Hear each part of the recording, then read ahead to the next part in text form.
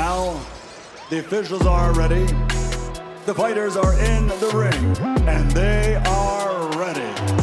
So for the thousands in attendance and the millions watching around the world, ladies and gentlemen, let's get ready to rumble!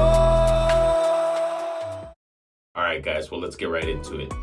So, welterweight contender Conor Benn, who's 26 years old, will have another legal fight on his hands as the UK anti-doping and the British Board of Control have appealed a recent decision to lift Benn's suspension from boxing. In 2022, Benn tested positive for the banned drug clomifene in 2 separate drug tests. Both tests were administered by VADA. The second positive test played a role in derailing Benn's scheduled fight with Chris Eubank Jr. last October. The event was canceled during fight week when news first broke that Benn had tested positive for the banned substance. In March, UK anti-doping world provisionally suspended Benn. However, the independent National Anti-Doping Panel lifted his suspension after a hearing. The big issue at hand is jurisdiction. Benn, who last year gave up his boxing license with the BBBFC, argued through his legal team that UKAD had no jurisdiction to punish him because his adverse tests were administered by VADA. But VADA is an independent reporting agency and does not punish boxers. He was prevented from fighting in the UK until going through an investigation with UKAD. Benn also underwent an investigation with the WBC. The sanctioning body said that it did not believe that Benn was guilty of intentional doping and felt that a highly elevated consumption of eggs could have caused a positive test. The unbeaten boxer would later state that eggs were never offered as a defense by his team. Benn is disappointed that another legal fight is coming.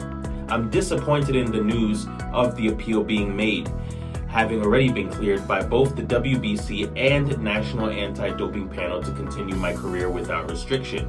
I'm innocent. There's nothing that has changed and I remain confident in my position, Benn said.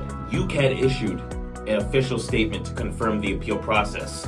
UK Anti-Doping can today confirm that it has filed an appeal in respect to a decision handed down by the independent National Anti-Doping Panel regarding anti-doping proceedings brought to you by UKAD against Mr. Conor Benn. As confirmed previously in UKAD's statement on the 28th of July in 2023, Mr. Benn is no longer subject to a provisional suspension. Conor Benn took to social media and had this to say: "I'm disappointed at the news of an appeal being made, having already been cleared by both the WBC and the National Anti-Doping Panel to continue my career without restriction. It was also disappointing to note that the media seemingly knew an appeal was being made before me or my legal team, and that there have been further breaches of confidentiality. There is clearly an agenda against me, and we have seen that from both sides and from the start of this process. As I have said before, I am innocent. Nothing has changed and I remain confident in my position. I will not be commenting any further while I let the legal process play out."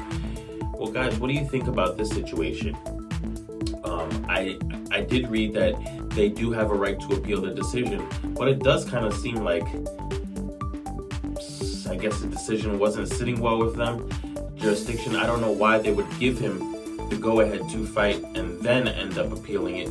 Like, what's the whole point of that? Why not just deny it at that point? But I'm not too sure. Honestly, we think that he was exonerated, so he should be able to fight. He was already cleared. He's been cleared by the WBC.